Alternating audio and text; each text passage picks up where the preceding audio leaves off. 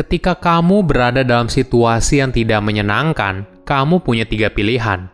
Tinggalkan situasi tersebut, merubahnya, atau menerima seutuhnya. Halo semuanya, nama saya Michael. Selamat datang di channel saya, Sikutu Buku. Kali ini, saya akan bahas buku The Power of Now karya Eckhart Tolle. Sebelum kita mulai, buat kalian yang mau support channel ini agar terus berkarya, caranya gampang banget. Kalian cukup klik subscribe dan nyalakan loncengnya. Dukungan kalian membantu banget supaya kita bisa rutin posting dan bersama-sama belajar di channel ini. Buku ini membahas kekuatan dari hidup saat ini yang mampu meningkatkan kualitas hidup yang dijalani. Seringkali kita menghabiskan waktu entah itu terjebak dalam masa lalu atau cemas terhadap masa depan yang tidak bisa kita kontrol. Di waktu yang bersamaan, kita juga berharap hidup kita bisa lebih bahagia walaupun kita tidak tahu caranya bagaimana. Dengan hidup di saat ini, kamu akan menemukan kebahagiaan dan diri kamu seutuhnya. Saya merangkumnya menjadi 3 hal penting dari buku ini. Pertama, hidup di masa lalu dan di masa depan. Kita cenderung menghabiskan waktu untuk berpikir soal masa lalu dan masa depan. Kita sibuk mengenang dan menyesali masa lalu, atau di saat lain, kita malah sibuk merencanakan atau mengkhawatirkan masa depan. Yang sering kita lupakan yaitu momen yang sepenuhnya tersedia untuk kita, yaitu saat ini. Padahal, momen yang paling penting dalam hidup adalah momen saat ini. Kapanpun kamu merasakan sesuatu, perasaan tersebut kamu alami di saat ini. Jika kamu menyadarinya, maka kamu akan sadar kalau masa lalu tidak lebih dari kumpulan momen saat ini yang sudah lewat, dan masa depan hanyalah kumpulan momen saat ini yang menunggu untuk hadir di hidupmu. Contohnya seperti ini. Suatu pagi kamu bangun terlambat 10 menit dari jadwal rutinitas kamu setiap hari. Apa yang pertama kali muncul di pikiranmu? Mungkin kamu kesal karena ketiduran dan berpikir, coba saja kamu tidak mematikan alarm ketika pertama kali berdering. Pikiran kamu langsung terbang lagi ke masa depan dan berpikir kalau kamu pasti akan dimarahi oleh bos karena terlambat. Inilah yang biasanya terjadi. Kita terombang-ambing dalam masa lalu dan masa depan. Tidak ada untungnya mengkhawatirkan masa depan atau tinggal di masa lalu. Tetapi, ada banyak manfaat untuk hidup di saat ini. Misalnya, kamu mendapat tugas yang menantang seperti menulis skripsi. Seringkali, hal ini tampak terlalu besar dan rumit untuk dicapai. Jika kamu cemas dengan banyaknya pekerjaan yang harus dikerjakan atau menyesali kenapa kamu tidak mulai mengerjakannya dari awal, kedua hal ini tidak akan mengubah kenyataan yang kamu jalani sekarang. Namun, jika kamu berusaha mengerjakan setiap bagian dari skripsi satu persatu, maka kamu akan lebih mudah menyelesaikannya.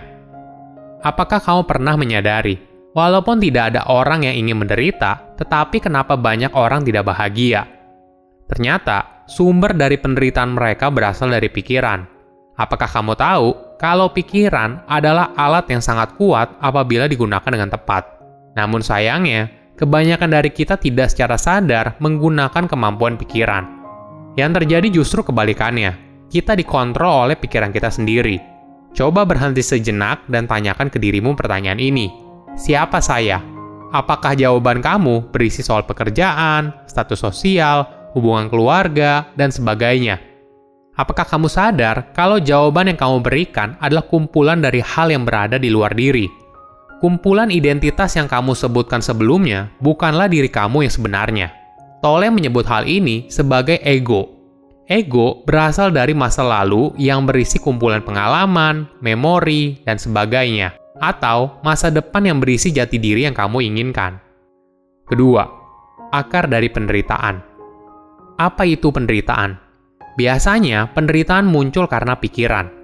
Pikiran menciptakan penderitaan dengan cara menyesali masa lalu atau mencemaskan masa depan. Karena kita tidak bisa mengontrol masa lalu dan masa depan, hal ini lalu membuat kita menderita. Jadi, apa solusinya? Caranya bisa dimulai dengan memindahkan fokus kita dari pikiran ke tubuh.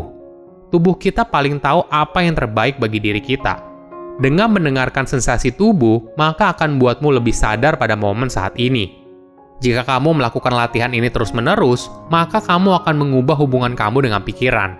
Kamu akan lebih sadar dengan apa pikiran yang muncul, sehingga pikiran ini tidak akan menghasilkan penderitaan dari segala sesuatu yang terjadi di masa lalu atau masa depan. Tips lain yaitu dengan mengamati pikiran tanpa memberikan penilaian. Tadi di awal kita sudah bahas, kalau identitas diri yang berasal dari luar bukanlah diri kita yang sebenarnya. Kita bisa memberikan jeda dalam arus pikiran yang tiada henti dengan mengamati tanpa memberikan makna. Sebagai informasi, menilai segala sesuatu merupakan tugas dari pikiran dalam memahami. Jadi, jika kamu memberikan penilaian terhadap pikiran yang muncul, maka kamu akan kembali lagi dalam siklus tersebut. Contohnya begini, kamu bangun tidur dan mulai lari pagi. Jika itu terjadi, ikutilah tubuhmu dan berlarilah. Namun, tiba-tiba muncul suara di dalam diri yang bilang, buat apa lari pagi? Lebih baik lanjut tidur aja. Atau, misalnya seperti ini, daripada lari pagi, lebih baik kerjain tugas yang belum selesai kemarin malam. Ketika muncul suara tersebut, tahan diri kamu untuk memberikan penilaian baik atau buruk. Kamu hanya perlu tersenyum saja dan menerima kalau pikiran itu muncul. Latihan ini akan membuat kamu belajar cara mengamati pikiran tanpa harus mengikuti kemana pikiran akan membawamu. Nantinya, apabila kamu sudah rutin berlatih, tolong mendeskripsikan keadaan yang optimal untuk hidup saat ini sebagai permanent alertness. Ini merupakan kondisi di mana kamu berada dalam keadaan aktif menunggu. Hal ini sama seperti ketika kamu sadar kalau ada hal besar atau penting yang akan segera terjadi. Dalam kondisi tersebut, perhatian kamu akan fokus pada saat ini. Kamu tidak akan punya waktu untuk sibuk melamun, merencanakan, atau mengingat masa lalu yang seringkali mengganggu kita dalam hidup saat ini. Sebagai contoh, ketika kamu sedang mengerjakan sebuah ujian, seharusnya kamu tidak perlu menghabiskan waktu untuk khawatir hasilnya seperti apa. Tapi, kamu harus fokus pada saat ini dan mengerjakan soal ujian sebaik mungkin. Ketiga, menerima kejadian di luar kontrol. Bagaimana jika kita sudah hidup di saat ini, namun perasaan sedih dan sakit tidak bisa dihindari? Apakah kita harus menekan perasaan ini dan berpura-pura kalau semua baik-baik saja? Tentu saja tidak. Mayoritas penderitaan memang berasal dari pikiran kita sendiri. Namun tentu saja, ada hal di luar dari kendali kita. Contohnya seperti ini, rasa sakit yang berasal dari kehilangan orang yang dicintai. Apa yang harus kamu lakukan? Ketika kamu mengalami kejadian yang memberikan kamu sakit, maka kamu bisa belajar untuk menerima apa adanya. Sebagai contoh, ketika kehilangan orang yang dicintai, kamu tentu saja akan berduka dan sedih. Namun, ketika kamu berusaha untuk menerima hal ini sebagai bagian hidup apa adanya dan tidak bisa diubah, maka kamu akan menghindari penderitaan yang berkelanjutan. Menjadi sedih adalah perasaan alami, dan kamu tidak perlu malu atau bersalah. Sedangkan menerima, artinya kamu tidak lagi menghabiskan waktu untuk berharap kalau semuanya berbeda. Perlu disadari, fokus pada hidup saat ini tidak berarti kamu menjalani hidup yang pasif. Contohnya begini, jika kamu terjebak dalam lumpur, tidak berarti kamu diam saja dan menerima keadaan ini. Tapi, kamu bisa mencoba tanpa harus panik untuk membebaskan dirimu dari lumpur tersebut. Kamu akan melihat dunia bukanlah sebagai tempat di mana berisi masalah yang tiada henti. Namun, kamu melihat dunia sebagai situasi yang mampu dikendalikan dan bisa kamu selesaikan satu persatu. Jangan meratapi masa lalu, jangan juga mencemaskan masa depan. Hidup yang kamu miliki hanya berada di saat ini, momen ini. Silahkan komen di kolom komentar pelajaran apa yang kalian dapat ketika baca buku ini. Selain itu, komen juga mau buku apa lagi yang saya review di video berikutnya.